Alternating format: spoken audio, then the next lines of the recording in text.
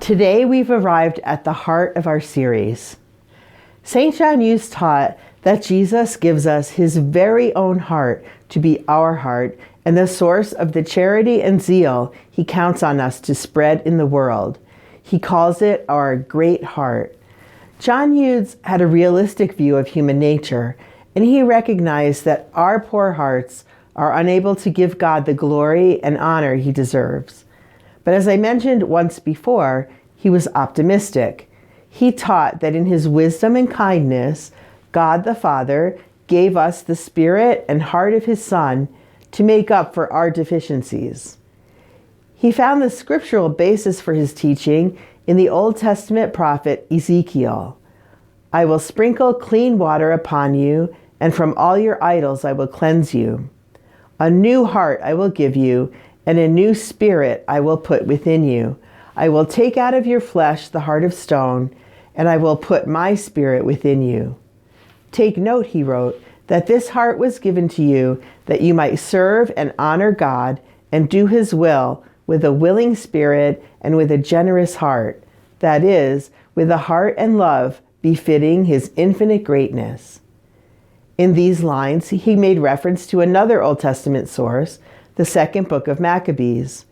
May he give you all a heart to worship him and to do his will with a strong heart and a willing spirit. These words are also echoed in Psalm 51, which we recite often during Lent, asking God to give us a clean heart and a steadfast or willing spirit. John Hughes tells his listeners that if they hope to possess the heart of Christ, they must renounce their own will and self-love.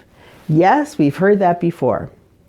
Give yourself to Jesus, he says, to enter into the immensity of this great heart, which, he adds, contains his mother's and the hearts of all the saints. Don't be satisfied with loving God with your human heart, for that is too little, he says. It's really nothing at all.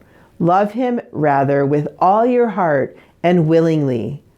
Corde, Magno et Animo, Volenti, with all the love of your great heart, Jesus.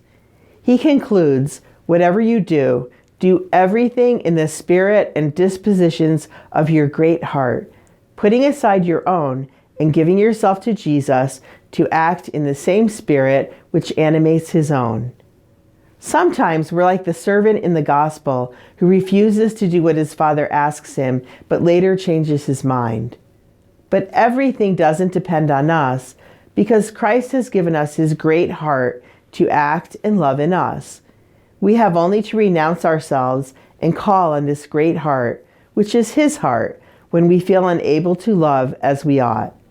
This week, let's work on doing whatever we have to do, Corde, Magno et Anima Volenti, with a great and willing heart, which is the heart of Jesus himself.